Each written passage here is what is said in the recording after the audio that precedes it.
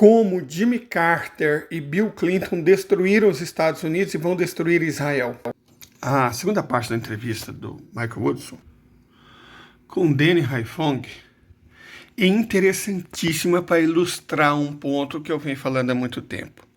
O processo de desindustrialização dos Estados Unidos foi algo planejado, foi algo muito planejado. E essa parte da entrevista do professor Michael Woodson deixa isso claro como a luz do dia. Vamos continuar então. Os Estados Unidos, diz o professor Michael Woodson, a partir daqui, começando com o presidente Clinton e, na verdade, com o presidente Carter, decidiram ajudar as empresas, não as pessoas, americanas a obter lucros mais elevados, transferindo a sua força de trabalho para fora dos Estados Unidos, tentando transferir a produção primeiro para o México, juntamente com as maquiladoras, sob Carter, e depois sob Clinton, para a China e a Ásia. E a ideia era criar um desemprego industrial crescente nos Estados Unidos, ou seja, foi o objetivo, com a destruição da educação brasileira. Lá foi a destruição do emprego, para evitar o aumento dos salários do trabalho. E a teoria que tem orientado os economistas do Partido Democrata é que, se for possível cortar salários, haverá lucros mais elevados, e lucros mais elevados conduzirão à prosperidade. Bem, a realidade é que se cortam salários ao deslocar a sua indústria para fora do país, ao se desindustrializar. E essa ainda é a política que a América tem adotado. Isso substituiu a industrialização pela financiarização para ganhar dinheiro financeiramente, na esperança que as empresas que agora se deslocaram para a China, a Ásia e outros países sejam capazes de ter lucros ainda mais elevados e, essencialmente, se tornem ainda mais prósperas para a classe doadora dos democratas e também dos partidos republicanos, que são os financistas. Mas aquilo que o presidente Putin estava falando é algo muito mais interessante. A Rússia já, juntamente com a China, começou a produzir seus próprios aviões. Dê uma olhada nas notícias da semana passada, todas sobre a Boeing, mais uma vez, tendo outros acidentes em seus aviões. A Boeing era líder tecnológica em aeronaves, mas depois se fundiu com a McDonnell Douglas e se tornou empresa financeira. Assim, desfez o sistema Boeing de fabricação de aviões e começou a terceirizar para diversas outras empresas todas as pequenas peças. E tudo que a Boeing faz agora é montar diversas peças que compra de vários fornecedores, da mesma forma que os aparelhos de televisão são feitos. Você compra peças diferentes de fornecedores diferentes. É o resultado que os aviões caem. Bem, a principal razão pela qual Putin está fazendo o seu discurso no Oriente Médio é que a Rússia e a China estão trabalhando em conjunto para um enorme desenvolvimento industrial a ter lugar na Sibéria Oriental, que tem sido, obviamente, subpovoada há muitos séculos devido ao seu clima ruim, mas também que agora está começando a esquentar. A ideia é integrar a indústria chinesa e a indústria de tecnologia russa e projetar cidades inteiras, que serão complexos tecnológicos produzindo todos os tipos de peças interrelacionadas de avião, de computador, trens, automóveis. A China já é o maior exportador de automóveis do mundo. E então teremos esse novo centro de crescimento industrial no leste da Ásia. A ideia é que isso seja um grande potencializador no aumento da prosperidade. E a forma como essas cidades estão se desenvolvendo. Quando fui na Rússia a primeira vez, em 1994, fiquei na casa de um professor que tinha desenhado a cidade de Togliatti, a cidade onde iriam começar a produzir automóveis desenhados pelos italianos. E explicou como concebeu toda a cidade para combinar fábricas de produção com a habitação dos trabalhadores, com o entretenimento dos trabalhadores, com a saúde dos trabalhadores e todas as diferentes formas de fornecimento de materiais e peças de automóveis, tudo interligado. Bom, ele era basicamente um engenheiro industrial. É assim que a China e a Rússia estão desenvolvendo em suas cidades, que estão criando, justamente com universidades. O sistema de formação da Ásia Oriental e na Sibéria. Não é feito por administradores de empresa, mas por engenheiros. Então, essencialmente, Putin está dizendo ao mundo: se você é um país do sul global ou um país árabe e quer que sua economia cresça e você comercialize mais, a quem você quer vincular a sua economia? O mundo está sendo dividido em duas partes. O jardim, Estados Unidos, OTAN, e o resto do mundo. 85%, a selva. A selva está crescendo. A horta não cresce porque a sua filosofia não é a industrialização. A sua filosofia é fazer renda de monopólio, ou seja, renda que você faz enquanto dorme, produzindo sem valor. Você apenas tem um privilégio do direito de receber dinheiro por uma tecnologia monopolista que possui. Mas a China e a Rússia estão muito à frente dos Estados Unidos na maioria das tecnologias de crescimento que estamos falando. E ainda não na gravação ultravioleta de chips em computador, mas em muitas áreas. E aquilo, como eu disse, é uma questão de tempo. Certo? Por quê? Eles estão preocupados em custos. Ontem eu falei sobre a questão dos chips de arseneto de galho imensamente superiores aos feitos de silício, que o silício nem é tão bom assim, só é usado porque é barato. Mas usar coisa barata, a Boeing está aprendendo da pior forma, na verdade não está aprendendo, ela vai quebrar. Não significa qualidade. E não significar qualidade pode significar o fim. De toda forma, toda mudança do avanço tecnológico se afasta da América do Norte e dos Estados Unidos, onde esteve desde a Primeira Guerra Mundial, para a Rússia e a China.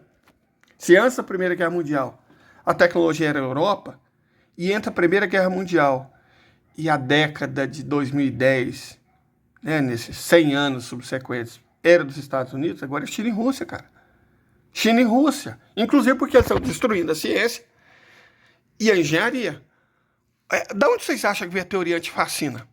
Da Rússia? Da China? É dos Estados Unidos? Um país de imbecis que questiona a vacina. Está tendo epidemia de sarampo lá. Sarampo já estava quase erradicado da face do planeta. Voltou por causa dos Estados Unidos. E vai chegar no Brasil, porque aqui está cheio de imbecis que acreditam na mesma asneira. É um sistema educacional porco que forma gente estúpida em tecnologia declinante. Mas, continua o professor Michael Woodson, a maior resposta do resto do mundo, essencialmente, não é uma imagem espelhada disso. Podemos ir para a guerra. Teremos a Rússia lutando contra a Europa.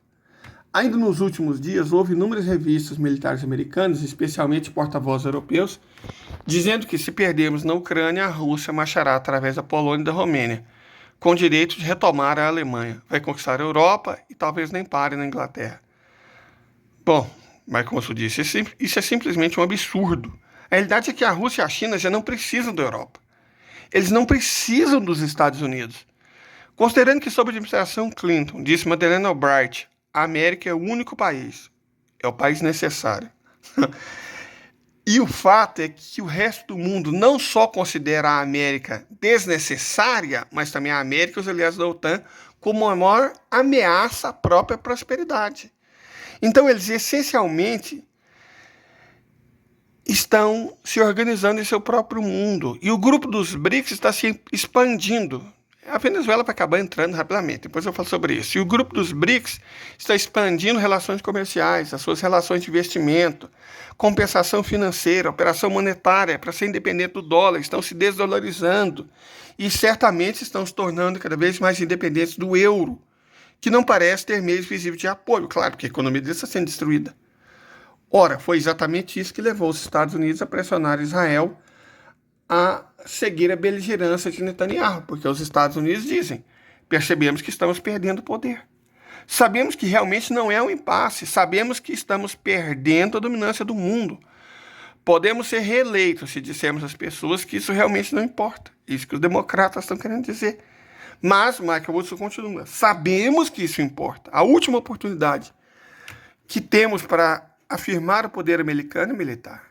E o principal prêmio militar agora é o Oriente Médio, tal como aconteceu em 11 de setembro, quando Dick Cheney e Donald Rumsfeld pressionaram por invasão ao Iraque para começar a tomar o seu território e criar essencialmente a Legião Estrangeira da América na forma do ISIS, né? Ou da Al-Qaeda. Portanto, agora os Estados Unidos têm exércitos que usam para combater no Oriente Médio.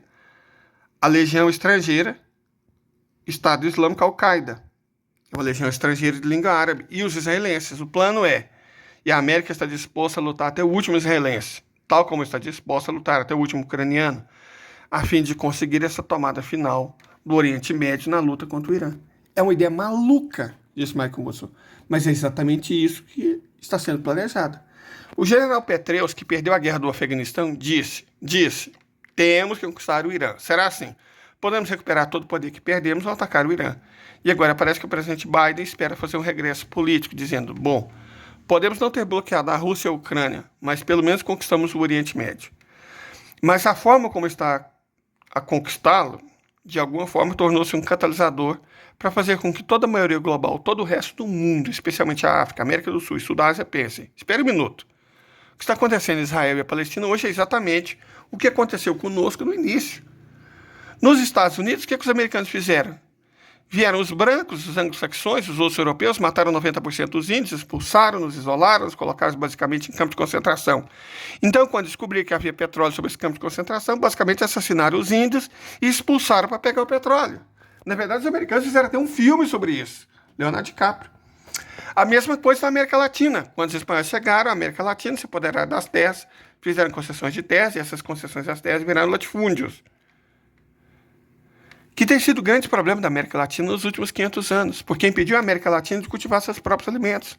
Lutou-se, é igual o Brasil. Eu falo isso sempre, gente. O Brasil não é o celeiro do mundo, que palhaçada. O Brasil produz ingredientes, porque graças a Fernando Henrique Cardoso e a Lei Candir, nós nem industrializamos aqui a soja, o milho, o sorgo, farelo de algodão. O Brasil produz ingredientes para ração de porco, para ração para alimentar porco. É isso que o agronegócio produz.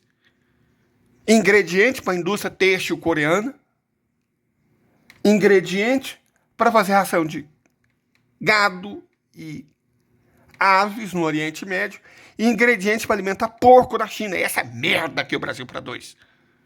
Porque a nossa agricultura produz fome, destruição ambiental. Ela é uma praga, um anátema que destrói nossa economia e nossa sociedade. Falamos isso sempre. Agora, Michael Hudson está dizendo. É um dos maiores economistas do mundo, é americano. Agora, quem não acredita em mim, talvez, né? O americano está dizendo, vamos lá. Lutou-se, na América do Sul ele continua, contra a população indígena que se alimenta para transformar a terra em cultura de exportação. Em grande parte sob a orientação do Banco Mundial para tudo isso. A mesma coisa na África. Dizem, espera um minuto, o que está acontecendo em Israel? O que aconteceu conosco? Com as potências colonizadoras. Foi isso que a Alemanha fez na África. Foi isso que os holandeses fizeram na África do Sul. Foi isso que a Alemanha fez na Namíbia. Foi isso que a Bélgica fez no Congo. Tudo isso já aconteceu. E de repente, assim como os americanos vão ao cinema e choram mais pelos faroestes, eles estão torcendo pelos índios contra a cavalaria. Você está tendo o resto do mundo torcendo pelos oprimidos, porque os oprimidos são quem eles eram. O azarão hoje é eles. As pessoas estão se reconhecendo nos palestinos. É aquilo que eu falei. Israel transformou os palestinos em herói. Israel transformou o Hamas em mito. Israel endeusou os hutis, porque todo mundo tem asco desse povo. Todo mundo entendeu que o que está acontecendo é colonialismo. E aí Michael Hudson diz, textualmente, essa é a ideia que está se transformando num sentimento. Vamos eliminar o colonialismo. Vamos começar com a África Francesa, onde estamos expulsando os franceses. Não vamos permitir que bancos franceses, empresas mineradoras francesas, empresas mineradoras, as petrolíferas, simplesmente tomem toda a riqueza que é nossa, que eles conquistaram por 500 anos. Podemos identificar-nos com os palestinos. É isso que o mundo está dizendo. É assim que o mundo está enxergando. Israel diz, Deus nos deu essa terra. Nós costumávamos ter isso. Bem, os sul-americanos, os africanos e os asiáticos estão dizendo, não, essa é a nossa terra. Nós nunca abandonamos. Estamos na nossa terra. E mesmo estando na nossa terra, ainda estamos presos, como Israel está tratando os palestinos. Não precisamos viver assim. Podemos nos descolonizar. E toda essa divisão do mundo é um ponto de virada para a China, para a Rússia, para o Irã, para os BRICS. O acesso é uma tentativa de reverter toda a expansão colonial que ocorreu nos últimos 500 anos. É isso que está acontecendo no mundo. E os americanos não estão entendendo. Mas eles vão entender. Eles vão entender. Da melhor ou da pior forma. Mas eles vão entender. Michael Hudson continua. No New York Times, Wall Street Journal, na televisão, sempre que falamos do Hamas ou do Hezbollah, não dizem Hamas e Hezbollah. Dizem Hamas apoiado pelo Irã. Hezbollah apoiado pelo Irã. Eles não falam sobre o exército iemenita, os Houthis. Dizem que são os Houthis apoiados pelo Irã. Há um enorme esforço de relações públicas para convencer a população dos Estados Unidos que o Irã é o grande inimigo. E o presidente Biden diz repetidamente que o Irã é o inimigo. O exército, Petreus, os conservadores dizem que desde o início que o Iraque e a Síria são apenas um ensaio geral para onde realmente eles querem ir, o Irã. O ódio pelo Irã deriva do fato de terem derrubado o governo iraniano de Mossadegh na década de 1950, juntamente com a ajuda britânica, como sempre. Eles têm certeza de que, nós machucamos vocês, tanto que temos certeza que vocês devem nos odiar. E como sabemos que vocês nos odeiam por causa do que fizemos com vocês, temos que atacá-lo porque fizemos de vocês nossos inimigos, ou derrubaram seu governo legitimamente eleito para roubar seu petróleo de vocês e colocá-los no lugar um Shah Reza Pahlavi, que dirigiu um governo assassino de tortura durante décadas no Irã. A política americana está incitando uma guerra que provavelmente será ainda mais desastrosa para os Estados Unidos, que foi a guerra na Ucrânia. Pelo menos na Ucrânia, nem todos os americanos perdidos eram ucranianos. E acho que porque eles tinham tropas mercenárias que contrataram lá. Mas no Oriente Médio vão perder muito mais do que estava em jogo apenas na Ucrânia. Provavelmente vão perder o papel de Israel como porta-aviões terrestre. E de fato eles vão perder muitos de seus porta-aviões flutuantes que estão perto dali. Já perderam o controle do Mar Vermelho, do Golfo Pérsico. E também existe a possibilidade de perderem, e está cada vez mais claro, cada vez mais óbvio, o apoio do Egito e da Ucrânia. E da Arábia Saudita, perdão. Porque mesmo durante a Primavera Árabe, os americanos fizeram a Revolução Colorida. A Primavera Árabe, onde substituíram o odiado presidente egípcio Mubarak pelo seu próprio protegido, Al-Sisi, que agora dirige. Al-Sisi, Michael Watson disse, está totalmente no bolso dos Estados Unidos. No entanto, a população egípcia, escusado a dizer, sendo em grande parte árabe, apoia Gaza e não os Estados Unidos. E outra coisa que o Michael Watson não disse, Al-Sisi tem suas próprias ideias. Da mesma forma, a Arábia Saudita. Aqui a Arábia Saudita e a Ucrânia estavam no processo de fazer uma reaproximação, na verdade uma aliança com Israel, mais ou menos nas mesmas linhas que a Grécia vinha fazendo com Israel para uma força militar mediterrânea. Agora, grande parte da população saudita é palestina. Encontraram empregos na Arábia Saudita e estão indignados com a tentativa da Arábia Saudita de ficar em cima do muro, ao mesmo tempo que adere aos BRICS. Percebe que todas as reservas cambiais são mantidas como refém nos Estados Unidos. O que será mais importante para a Arábia Saudita? Lutar para proteger a população islâmica sob ataque ou salvar as reservas cambiais que são mantidas pelos Estados Unidos? Isso não ajuda em nada a Arábia Saudita. A mesma coisa o Egito. A população ali, entre Egito, a Arábia Saudita e o Bahrein, eram os principais bastiões dos americanos nos Estados Unidos, no Oriente Médio. E agora, corre o risco de perder, se em caso de guerra, se estiverem sob tremenda pressão política e instabilidade. E mais a oeste, na África, temos as antigas colônias francesas também islâmicas. Podemos imaginar também que elas estão rompendo não só com a França, mas estão apoiando o restante da África. A África Central vai romper com a França. Mas, essencialmente, estão avançando para uma aliança com os países dos BRICS, com Rússia e China. Isso ficou claro na posição da Nigéria de se desdolarizar. Então, de repente, a decisão americana de entrar em uma guerra com a Rússia na Ucrânia, após o massacre de Maidan em 2015, a mudança de regime, colocando lá neonazis, está tendo combates em Israel. E esses dois ataques... Gente, eu venho falando isso há quanto tempo? Que é a mesma guerra. Michael Watson dizendo isso. Pelo que os Estados Unidos tiveram o efeito exatamente oposto do que os políticos dos Estados Unidos prometeram.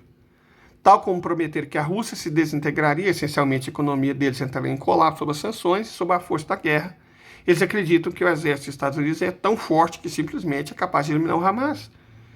E os grandes combates, não há palavra sobre isso na imprensa dos Estados Unidos, mas os grandes combates ocorrem na Cisjordânia. Netanyahu está dizendo, bem, aqui enquanto todos estão olhando para que estamos bombardeando civis e hospitais e ambulâncias e deixamos Gaza faminta, distraímos o mundo, agora podemos acabar com os árabes na Cisjordânia, ir direto para a Síria e para as colinas de Golã. E aparentemente os Estados Unidos prometeram que Israel que podem tomar o que quiserem da Síria. Não sabemos o que a Rússia está fazendo disso tudo. A Rússia e a China têm estado completamente silenciosos sobre isso. Eu posso entender que eles estão em silêncio. A China transferiu navios de guerra para a área porque ela é própria, é muito dependente do Mar Vermelho e das rotas marítimas para o petróleo da Arábia Saudita. Quando os Estados Unidos continuam dizendo, ameaçando os iemenistas vão bombardear navios e bloquear o comércio, é isso que eles querem. Os Estados Unidos perceberam que, se conseguirem incitar o Iêmen e o Irã bloqueando o Estreito de Hormuz e o Golfo, será de fato para parar o comércio de petróleo. E é verdade. Como Ives Smith salientou no Capitalismo em Naked Capitalist Today, as rotas marítimas para a Arábia Saudita estiveram fechadas durante muitos anos após a Guerra de 67. Elas foram fechadas inúmeras vezes durante meses, e não é impensável que estejam fechadas agora. Mas isso foi naquela época. Agora, se fecharmos, serão os principais compradores de energia da Ásia, a China, a Índia e outros países serão prejudicados.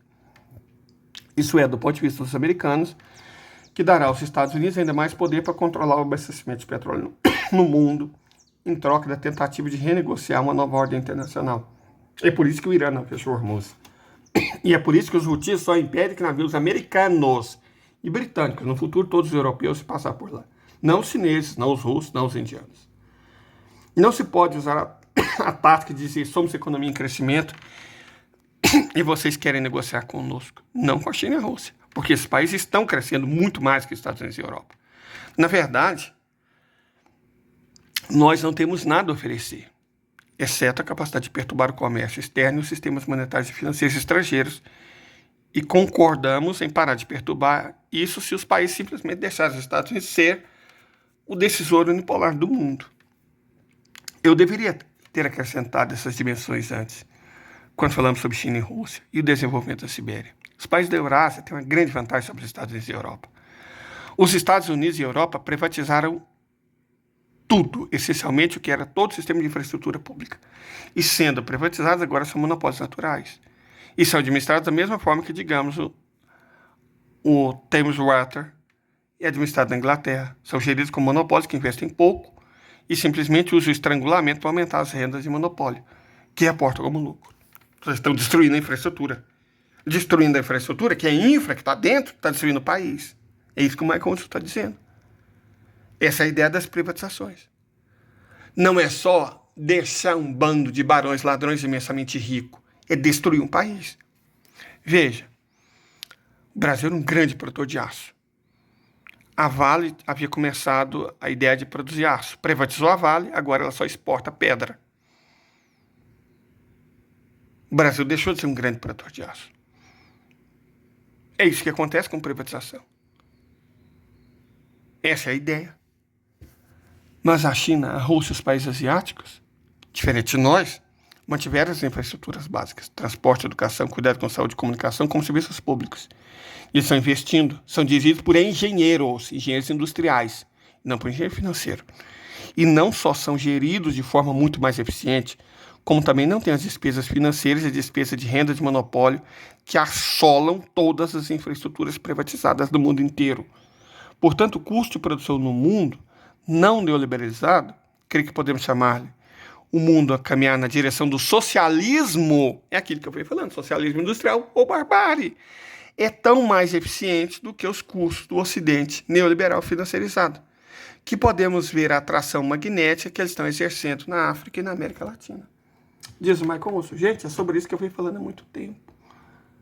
Certo? É sobre isso que eu venho falando há muito tempo. Eu espero que vocês tenham chegado até aqui. Ainda tem mais coisa, mas já foram 2 vídeos, né? Vocês podem descansar da minha voz. Amanhã eu continuo.